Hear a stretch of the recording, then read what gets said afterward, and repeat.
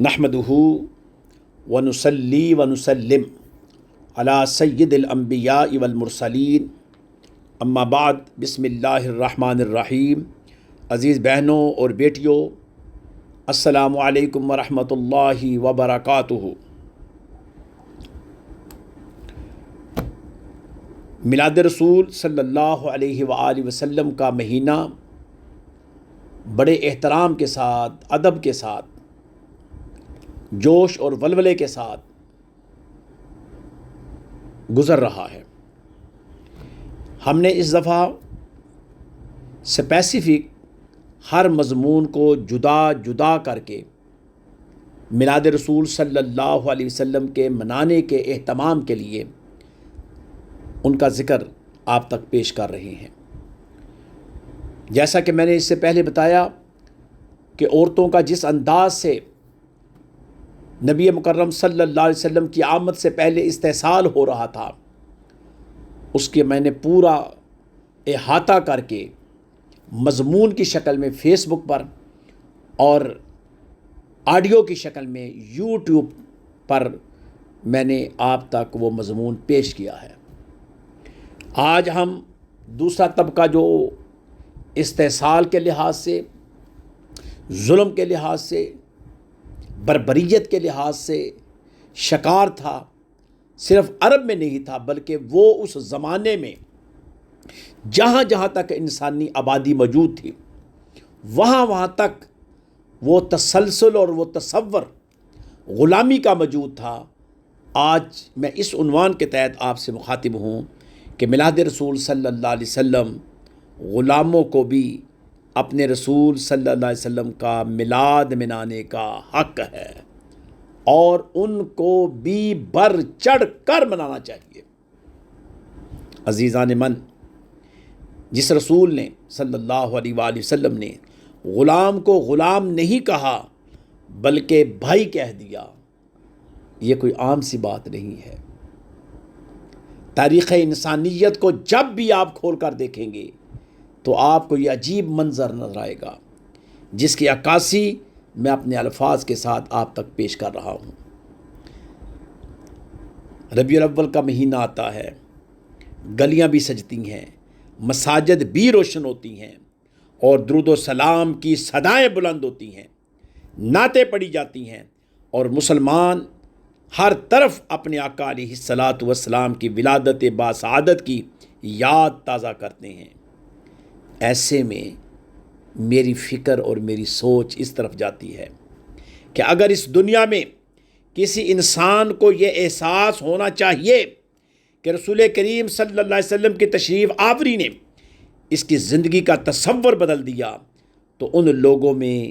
غلام بھی شامل ہیں، ان لوگوں میں غلامی بھی شامل ہے،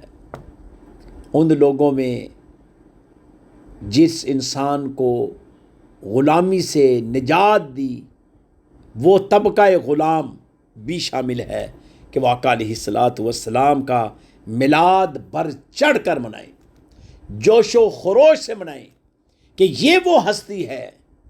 یہ وہ محسن انسانیت ہے، یہ وہ محسن غلام ہیں جو غلاموں کے محسن ہیں کہ جنہوں نے ہمیں غلامی کے طوق سے مستقل نجات دے دی۔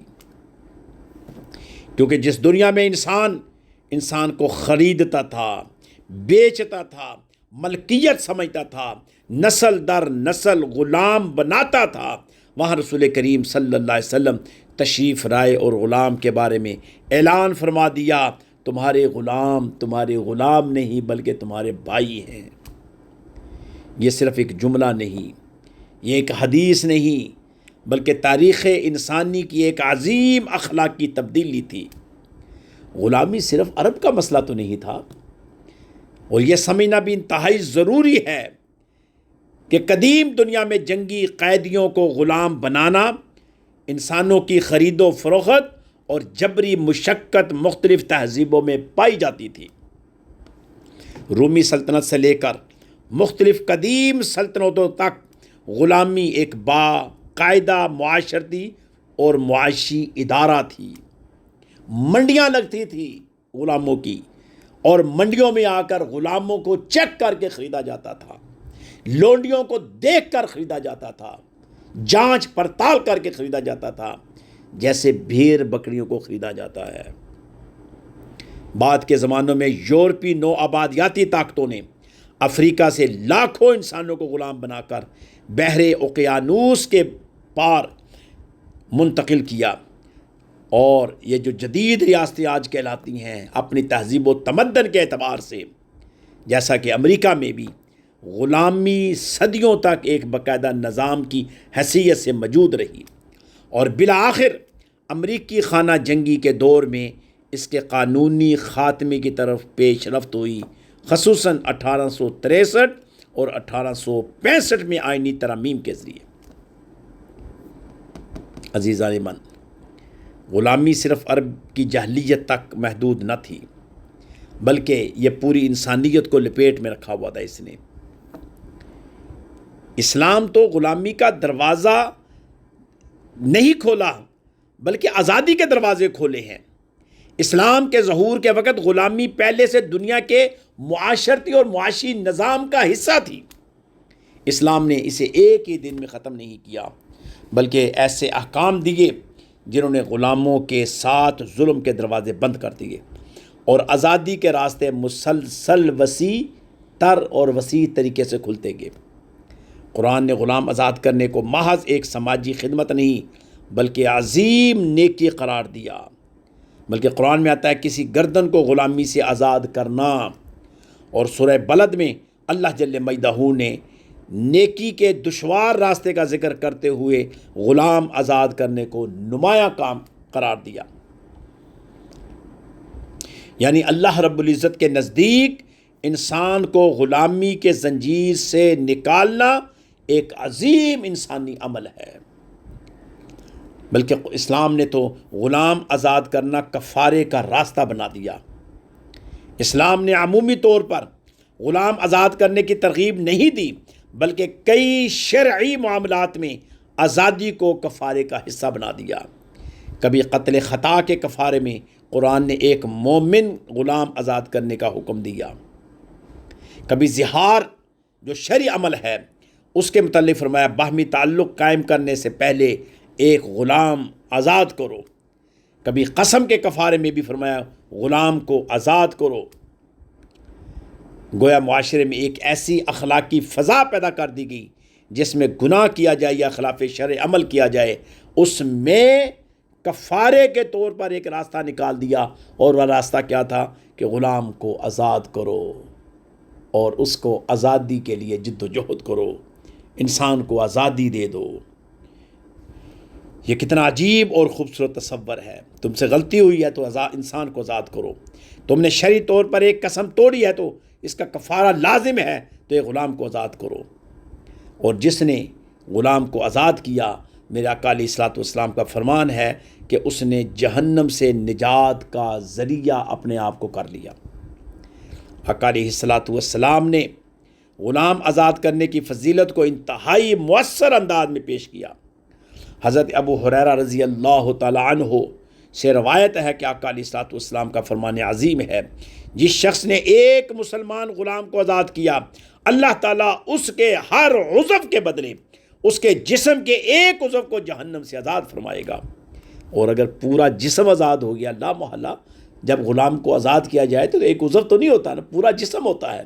تو اس کا مطلب جس نے آزاد کروایا اس کا پورا جسم جہنم سے آزاد ہو گیا۔ بخاری شریف میں یہ حدیث موجود ہے۔ تو اس طرح آپ صلی اللہ علیہ وسلم کا یہ فرمان بھی ہے کہ غلام تمہارے بھائی ہیں۔ پھر آپ صلی اللہ علیہ وسلم نے یہ بھی فرمایا کہ اللہ تعالیٰ نے غلاموں کو تمہارے ماتحت کیا ہے، ان کے ساتھ کیا سلوک کرنا ہے، جو تم خود کھاتے ہو انہیں بھی کھلاؤ، جو خود پہنتے ہو انہیں بھی پہناؤ، اور فرمایا کہ انہیں ان کی طاقت سے زیادہ کام نہ دو، اور اگر ایسا کام دے دو تو خود ان کی مدد کرو اگر طاقت سے بڑھ کر کام ہو جائے۔ یہ حدیث صحیح مسلم میں موجود ہے۔ اس کا مطلب یہ ہے کہ صرف قانون نہیں بدلا، زبان بدل دی۔ پہلے وہ غلام تھے، اب وہ بھائی ہیں۔ غلام کے ساتھ کھانا، لباس اور عزت، یہ کہہ کر غلام کا مرتبہ اپنے ساتھ کھڑا کر دیا۔ مجھے یاد ہے میں تاریخی جملے جب پڑھتا ہوں تو ابو سفیان کی بیوی ہندا کا یہ جملہ تاریخ کے اندر ریکارڈ ہے کہ ہم محمد کو کیوں مانیں صلی اللہ علیہ وآلہ وسلم، جس نے کہا کہ غلاموں کے ساتھ وہ سلوک کرو جو تم اپنے آپ کے ساتھ کرتے ہو۔ اب ہم غلاموں کو اپنے قریب بٹھائیں گے، اب ہم غلاموں کے ساتھ بیٹھ کر کھائیں گے؟ یہ تاریخی جملے ابو سفیان کی بیوی کے ہیں، ہندا کے جملے ہیں، اور وہ یہ جملے اس انداز ہے، چونکہ وہ سردار قریش کی بیوی تھی اور خود بھی وہ سردار تھی، حاکمہ تھی، تو اس تصور میں کہا کہ میں کیسے یہ کر لوں، برداشت کر لوں کہ ایک غلام کو اپنے برابر بٹھا دوں، ایک غلام کو اپنے دسترخوان پر بٹھا دوں، اور ایک غلام کو جی کر کے میں بلاؤں اور وہ لباس اس کو دوں جو میں خود پہنتی ہوں۔ حالانکہ یہ غلاموں کو ننگا رکھتے تھے، صرف چڈی پہنا کر رکھتے تھے۔ اسی طرح صحیح مسلم کی ایک روایت میں ہے کہ اگر خادم نے کھانا تیار کیا تو اس کی گرمی اور دھویں کی مشقت برداشت کی ہے اور کھانا لے کر آئے تو اسے اپنے ساتھ بٹھا کر کھلاؤ، اگر کھانا کم ہو جائے تو اس کے لیے اس میں سے حصہ نکالو۔ یہ آج کی بھی دعوت ہے کہ جب کھانا تیار کرنے لگو تمہیں خطرہ ہو تو پہلے ہی تھوڑا سا حصہ نکال کر اپنے ملازموں کے لیے رکھ دو۔ اگرچہ ملازم یہ اس شکل میں نہیں آتے، لیکن ایک چھوٹا سا اشارہ موجود ہے کہ آپ ان کے ساتھ، اگرچہ آپ ان کو تنخواہ دیتے ہیں، لیکن پھر بھی ان کے ساتھ آپ کا رویہ جارحانہ نہیں ہونا چاہیے، غاصبانہ نہیں ہونا چاہیے، محبت والا انداز اختیار کرنا چاہیے۔ اگر وہ غلطیاں بھی کر جائے تم درگزر سے کام لو۔ حضرت ابو ہریرہ رضی اللہ تعالیٰ عنہ کا یہ واقعہ بھی احادیث میں موجود ہے کہ ایک مرتبہ حضرت ابو ذر غفاری رضی اللہ تعالیٰ عنہ سے کسی شخص کے ساتھ گفتگو میں اس کی والدہ کے حوالے سے ایسی بات ہوگی جس پر رسول کریم صلی اللہ علیہ وسلم نے تنبیہاً فرمایا، تم میں ابھی تک جاہلیت کی ایک بات موجود ہے، یاد رکھو تمہارے ماتحت لوگ تمہارے بھائی ہیں، تم ان کو ان کی ماؤں کی وجہ سے، ان کے باپوں کی وجہ سے تانا تشنیع نہیں دے سکتے۔ یہاں نبی مکرم صلی اللہ علیہ وسلم نے نسل، رنگ، زبان اور معاشرتی حیثیت کے تکبر کو جاہلیت قرار دیا۔ اس کے بعد آئیے اسلام نے کیا مقام دیا۔ بلال جو حبشی تھے، بلال جو غلام تھے، بلال جو مکہ کے ظالم معاشرے میں ان پر ظلم ہوتا تھا، لیکن اسلام نے انہیں ایسا مقام دیا کہ وہ بلال سے حضرت بلال بن گئے، وہ بلال سے مؤذن رسول بن گئے، وہ بلال سے حضرت بلال رضی اللہ تعالی عنہ کہلانے لگے۔ اسلام کا یہ ہے بہت بڑا ترہ امتیاز، یہی اسلام کا انقلاب تھا۔ اور اسلام نے کہا ان اکرمکم عند اللہ اتقاکم، اللہ کے نزدیک عزت والا سب سے زیادہ وہ ہے جو سب سے زیادہ متقی اور پرہیزگار ہے۔ پھر آپ کے سامنے زید جو کہ نبی مکرم صلی اللہ علیہ وسلم کے غلام تھے، وہ زید سے حضرت زید بن حارثہ بن گئے، وہ غلام بنا کر لائے گئے تھے، آپ صلی اللہ علیہ وسلم نے آزاد فرمایا اور ان کے ساتھ ایسا تعلق قائم ہوا کہ وہ آپ کے محبوب ترین لوگوں میں شمار ہو گئے۔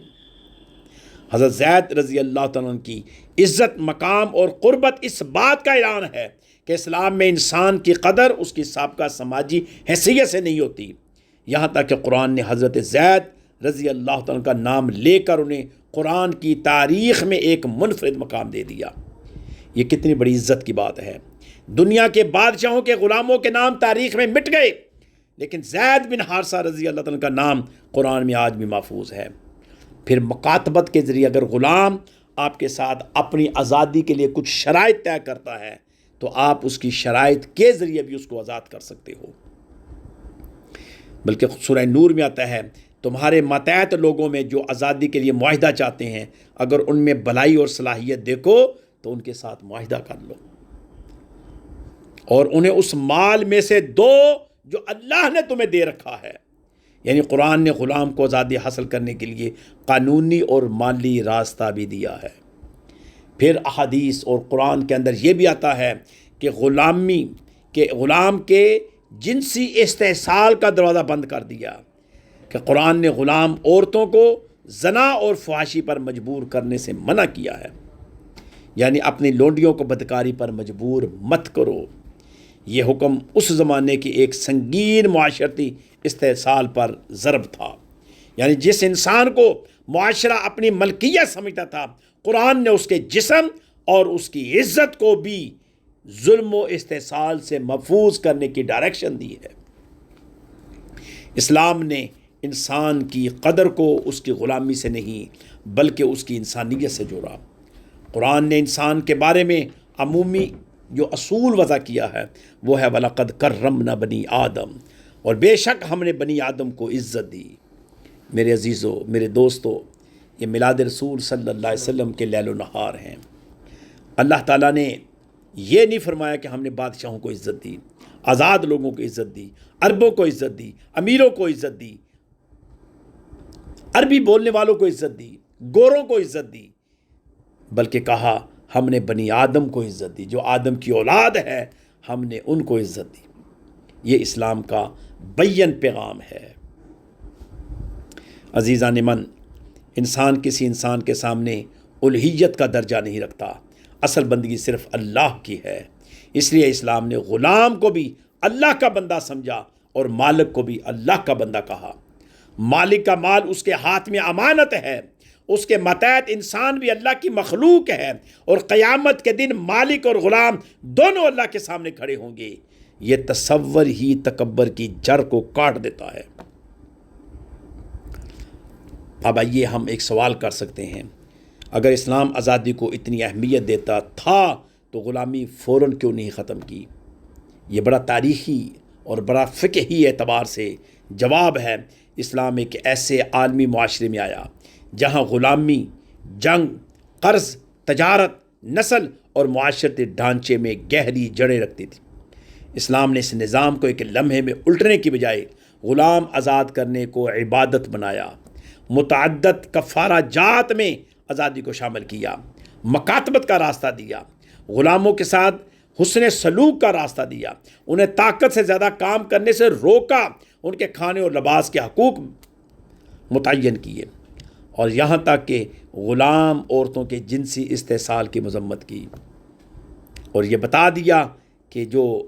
لونڈیاں ہیں ان کو جنسی یا زنا کی طرف راغب مت کرو۔ آج دنیا کے بیشتر قانونوں نے نظاموں میں غلامی کو ممنوع قرار دے دیا، اور یہ سب سے بڑی طاقت، انقلاب جو انسانیت کے مابین قائم ہوا ہے، یہ میلاد رسول صلی اللہ علیہ وسلم یعنی آقا علیہ الصلوۃ والسلام کی آمد، حضور علیہ الصلوۃ والسلام کی بعثت، حضور علیہ الصلوۃ والسلام کے رسول ہونے، خاتم النبیین ہونے، خاتم المرسلین ہونے کا ایک بہترین آفاقی معجزہ ہے۔ آج بھی دنیا میں انسانی سمگلنگ، جبری مشقت، قرض کے بدلے میں جبری کام، بچوں سے جبری مشقت اور جنسی استحصال جیسے مسائل موجود ہیں۔ ہم اگر پاکستان کو دیکھیں تو پاکستان کے قرب و جوار میں آج بھی ہوٹلوں میں چھوٹے چھوٹے بچے کام کر رہے ہوتے ہیں، پھر ان کے ساتھ جنسی استحصال ہوتا ہے۔ اگرچہ غلامی کا دور تو نہیں ہے، لیکن آج بھی ان کے ساتھ جو سلوک کیا جاتا ہے وہ غلامی سے بدتر سلوک ہے۔ وہ بچا کھچا کھانا کھاتے ہیں، اگر آپ نے دیکھنا ہو تو آپ دیکھ سکتے ہیں شادی بیاہوں پر کچھ طبقے کے باہر لوگ کھڑے ہوتے ہیں، وہ آپ کا بچا ہوا کھانا جو کہ باہر پھینکنے کے لائق ہوتا ہے وہ اس کو اٹھا کر کھاتے ہیں۔ وہ جو آپ کے گھر کے باہر روڑیاں پڑی ہوتی ہیں وہاں سے روٹی کو تلاش کر کے کھاتے ہیں، اور ہمارا کلیجہ نہیں پھٹتا کہ ہم مسلمان ہو کر، ہم نبی مکرم صلی اللہ علیہ وآلہ وسلم کی تعلیمات سننے کے باوجود، پڑھنے کے باوجود آج ہم پھر بھی اس سے دور ہیں۔ لہٰذا عزیزان من، یاد رکھیں کہ میرے آقا علیہ الصلوۃ فرمایا تم بھی انسان ہو، تمہارے بھی حقوق ہیں، تمہاری بھی عزت ہے، تمہیں بھوکا نہیں رکھا جا سکتا، تمہیں تمہاری طاقت سے زیادہ کام نہیں دیا جا سکتا، تمہیں ذلیل نہیں کیا جا سکتا، تمہیں آزادی حاصل کرنے کا راستہ دیا گیا ہے، اور تمہاری اصل قدر تمہاری معاشرتی حیثیت نہیں بلکہ تمہارا ایمان اور تقوی ہے۔ اس لیے آج میلاد رسول صلی اللہ علیہ وسلم کے حوالے سے ہم پھر عزم کرتے ہیں کہ غلاموں کے ساتھ، ملازموں کے ساتھ ہمارا بہترین سلوک ہوگا، ہم حسن سلوک کے ساتھ ان کے ساتھ رہیں گے، اور جہاں جہاں ملازم اور غلام ابھی بھی موجود ہیں کسی نہ کسی شکل میں، ورنہ میری اپنی تحقیق کے مطابق اب تو غلامی کسی جگہ بھی دنیا پوری کے اندر موجود نہیں، لیکن جن کو اپنے ماضی کے بارے میں پتہ ہو کہیں ہم غلام تھے، تو پھر ان کو میری اپیل ہوگی کہ آپ کا سب سے زیادہ حق ہے آقا علیہ الصلوۃ والسلام کے میلاد منانے کا، خوشیاں منانے کا، حضور کی بارگاہ میں صلاۃ والسلام پڑھنے کا، حضور کی سیرت کو اپنانے کا، حضور کے اسوہ حسنہ کو اپنانے کا۔ اللہ تعالیٰ سے یہ دعا ہے کہ اللہ پاک سمجھنے کی توفیق عطا فرمائے، آمین۔ وآخر دعوانا ان الحمدللہ رب العالمین۔ السلام علیکم ورحمۃ اللہ وبرکاتہ۔